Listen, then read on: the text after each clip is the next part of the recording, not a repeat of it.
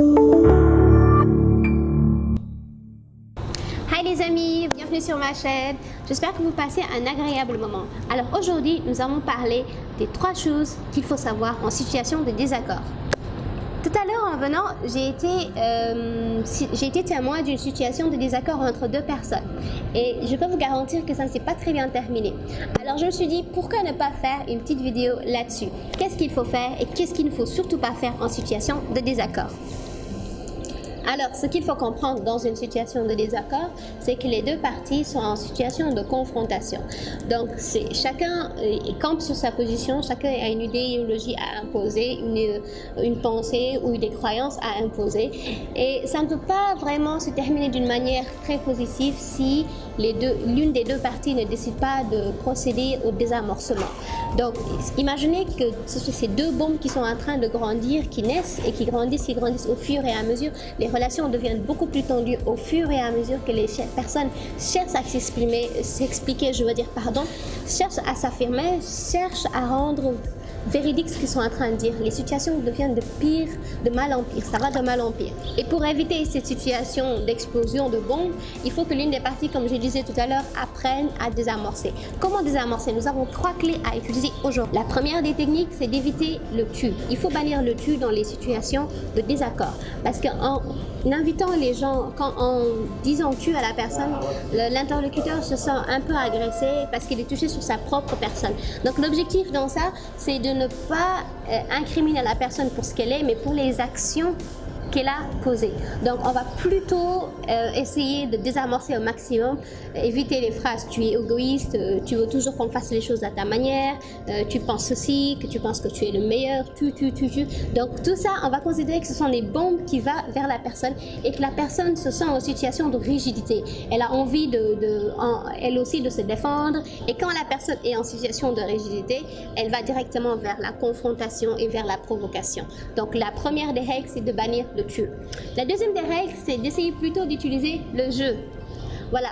Exemple, je me sens blessée quand tu dis des choses comme ça. Je me sens embarrassée quand je pense que tu crois qu'il y a ceci, il y a cela. Je pense qu'il faudrait mieux qu'on essaie de trouver une solution. Voilà, donc quand la personne ne se sent pas forcément indexée, ne se sent pas forcément blessée ou visée, elle a plus tendance à être désamorcée, elle a plus tendance à écouter son interlocuteur que quand elle est balancée par des pics. Donc nous, on va essayer de tout ramasser de notre niveau, et essayer de bannir le tu. Et la troisième des règles, c'est très simple, il faut apprendre à désamorcer. Donc, apprendre à désamorcer, c'est une technique qui n'est d'abord pas facile, parce qu'il faut beaucoup prendre sur soi, qui demande beaucoup d'exigences sur soi-même.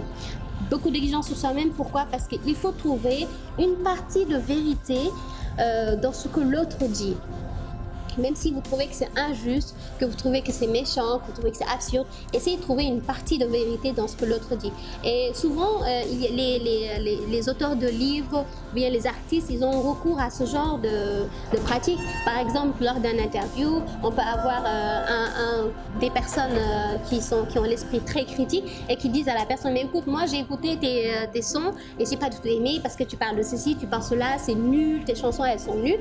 Et la bonne réaction de cet auteur ou de cet artiste, c'est tout simplement de dire, bah écoutez, je suis très contente et je suis très ravie de savoir qu'il y a des personnes qui m'écoutent avec attention, avec un esprit très critique. Je suis d'abord très contente que vous savez ce que vous êtes en train de me dire. Ça prouve d'ailleurs que vous avez très bien écouté ma chanson, que vous avez bien décortiqué. Et moi, j'aime bien les gens comme vous, parce que heureusement d'ailleurs qu'il y a des gens comme vous, parce que ça peut me permettre, moi, de m'améliorer, ça peut me permettre de savoir la prochaine fois qu'est-ce qui plaît à mes fans, qu'est-ce qui ne plaît pas à mes fans.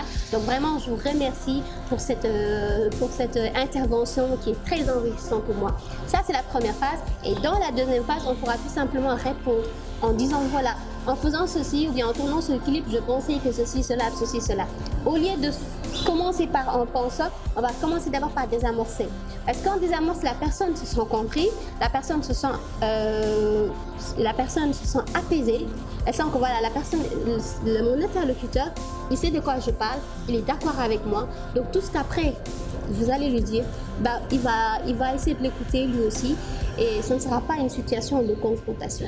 Voilà, c'était tout pour cette semaine. Je vous souhaite de passer une excellente semaine, un excellent week-end et on se revoit très bientôt. N'oubliez pas de vous abonner à la page et de liker. Bye!